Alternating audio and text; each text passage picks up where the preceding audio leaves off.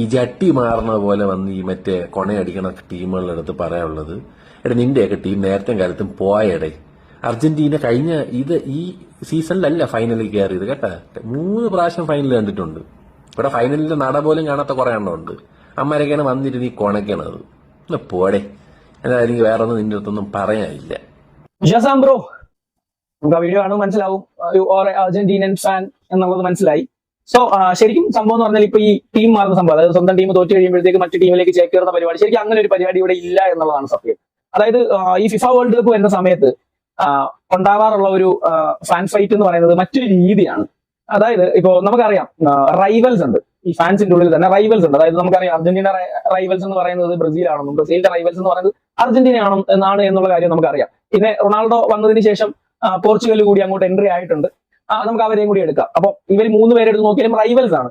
So അപ്പോ ഈ റൈവലറിയുടെ ഇടയിൽ നടക്കുന്ന ഒരു ഫാനിസത്തിൽ നടക്കുന്ന ഒരു പരിപാടി എന്ന് പറഞ്ഞാല് സ്വന്തം ടീം ജയിക്കുന്നതിലുപരി അവരുടെ റൈവൽസ് തോക്കണം എന്നുള്ള ഒരു സാധനം കൂടി ഇവിടെ ഉണ്ട് എന്നുള്ളതൊരു സത്യമായിട്ടുള്ള കാര്യമാണ്.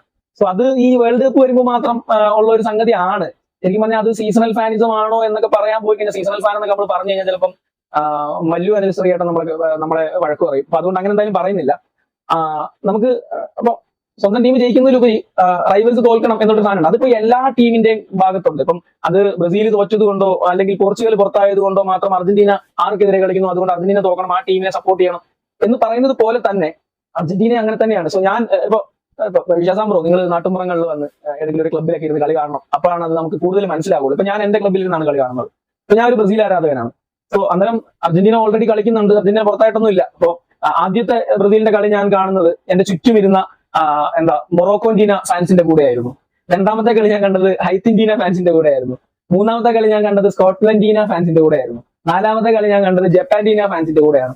അഞ്ചാമത്തെ കളി ഞാൻ കണ്ടത് നോർവെന്റീന ഫാൻസിന്റെ കൂടെയായിരുന്നു. അപ്പം ജപ്പാൻ ഒരു ഗോളൊക്കെ അടിക്കുമ്പോൾ അർജന്റീന വേൾഡ് കപ്പ് അടിച്ച പോലെയാണ് അർജന്റീന ഫാൻസ് ഇവിടെ സെലിബ്രേറ്റ് ചെയ്യുന്നത്. അപ്പം ബ്രസീൽ പുറത്താവണം. അപ്പം അത് അർജന്റീനക്കാർ ആ ജേഴ്സി ഊരി ജപ്പാന്റെ ജേഴ്സി ഇട്ടു എന്നല്ല അതിന്റെ അർത്ഥം, അല്ലെങ്കിൽ അർജന്റീന വിട്ട് ജപ്പാന്റെ കൂടെ ചേക്കേറി എന്നല്ല അതിന്റെ അർത്ഥം. സോ അത് അങ്ങനെയാണ്, അതൊരു കൾച്ചറാണ്. സോ ആ കൾച്ചർ എത്രത്തോളം ശരിയാണെന്ന് എനിക്ക് അറിയില്ല. പക്ഷെ എന്നാലും ഇവിടെ കണ്ടുവരുന്ന വേൾഡ് കപ്പ്, അതായത് ഫിഫ സീസണിൽ കണ്ടുവരുന്ന ഒരു കൾച്ചർ അതാണ്. അല്ലാതെ അത് നമ്മൾ ഈ പറയുന്ന നമ്മുടെ സ്വന്തം ടീമിനെ വിട്ട് പോകുന്നത്, ഇപ്പം ഈ പറയുന്ന ആളുകളൊക്കെ അവരുടെ ടീം പുറത്തായിട്ട് മറ്റു ടീം അവരുടെ റൈവൽസിനെതിരെ കളിക്കുന്ന ടീമിനെ സപ്പോർട്ട് ചെയ്യുന്നുണ്ടെന്ന് പറഞ്ഞു. സോ നെക്സ്റ്റ് ഇയറിൽ നിങ്ങൾ നോക്കൂ, ഈ സപ്പോർട്ട് ചെയ്തവരൊക്കെ അവരുടെ സ്വന്തം ടീമിനെ തന്നെ ആയിരിക്കും ആദ്യം പോലെ സപ്പോർട്ട് ചെയ്യുക. അതങ്ങനെയാണ് ബ്രോ. അതിന് നമുക്കിങ്ങനെ തെറ്റു പറയാൻ പറ്റുമോ എന്നൊന്നും എനിക്ക് അറിയില്ല. കാരണം അതൊരു ഫാനിസത്തിന്റെ ഒരു നിയമം പോലെ അത് ഇവിടെ ഇങ്ങനെ തുടർന്ന് പോകുന്നു എന്നുള്ളതാണ്. അല്ലാതെ ആരും അവരുടെ ടീം വിട്ട് പോകുന്ന പരിപാടിയൊന്നും അല്ല, അല്ലെങ്കിൽ സ്വന്തം ടീം തോറ്റു അതുകൊണ്ട് അടുത്ത ടീമിലേക്ക് പോവാം എന്നുള്ള പരിപാടിയൊന്നും അല്ല. അതിനെ അങ്ങനെ കണ്ടാൽ മതി. ഓ താങ്ക് യു.